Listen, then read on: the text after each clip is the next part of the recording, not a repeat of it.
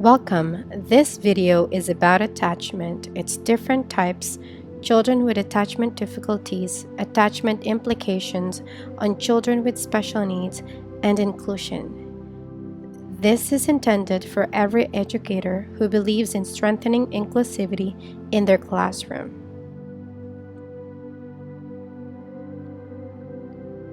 Please be advised, this video may contain sensitive topic, language, and images. But what is attachment theory? Most educators have heard of attachment and its implications on child's development. Let's look at it one more time. According to John Bowlby, attachment theory proposes that infants are genetically predisposed to form strong emotional bonds toward their caregiver or attachment figure to ensure survival. This means that the quality of care that the child will receive over repeated interactions with their caregiver is important, as it will shape the type of attachment created towards the caregiver. This also shapes their developmental domains. There are two types of attachment: secure attachment and insecure attachment. Under insecure attachment include ambivalent, avoidant, and disorganized. First, let's look at secure attachment. This means that children who create secure attachment with their caregivers experience care in a responsive, mutually engaging, and rewarding manner. Characteristics of securely attached children may include higher self-esteem, can self-regulate, are independent, have pro-social coping skills, are resilient, are empathetic, and promote secure attachment in adulthood.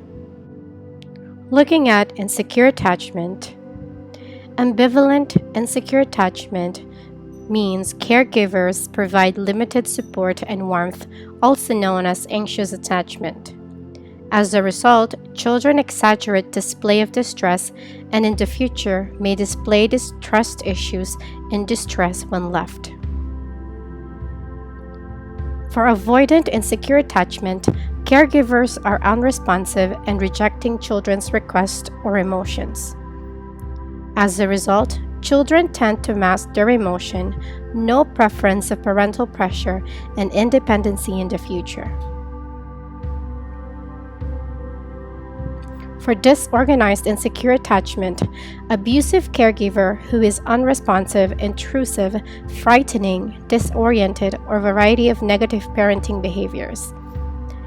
As a result, children can be controlling, have multiple behavioral problems, emotional disconnection, and aggression.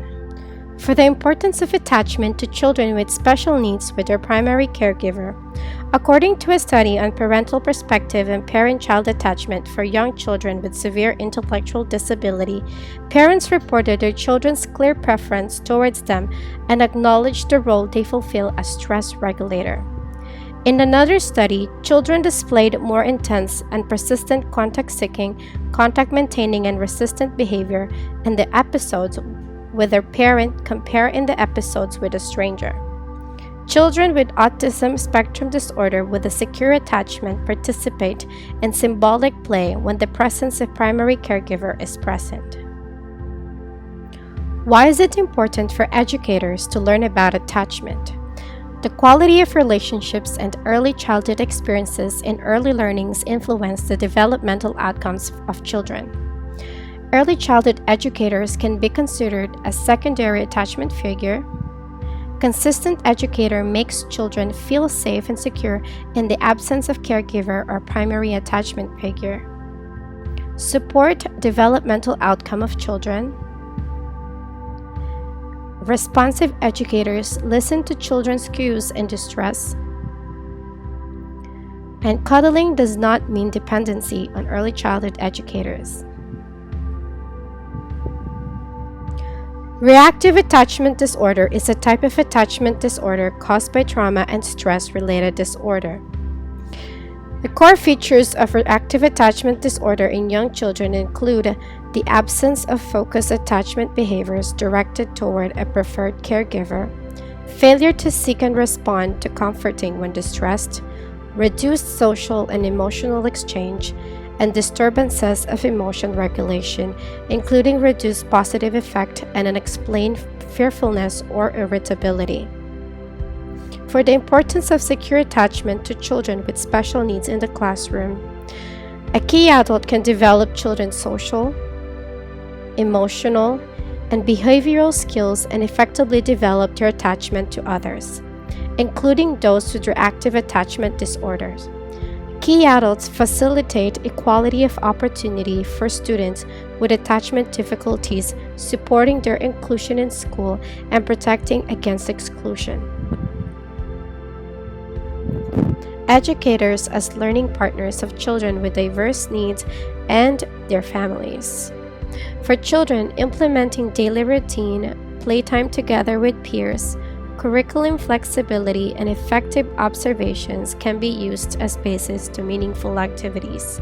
Some of many ways educators can support families are sharing coping strategies that children exhibit in the classroom that can be used at home, respecting the family's opinions and needs, and providing available resources. But who are inclusive educators? They promote inclusion in the classroom. There is an overwhelming atmosphere for every child and family and an inclusive social environment.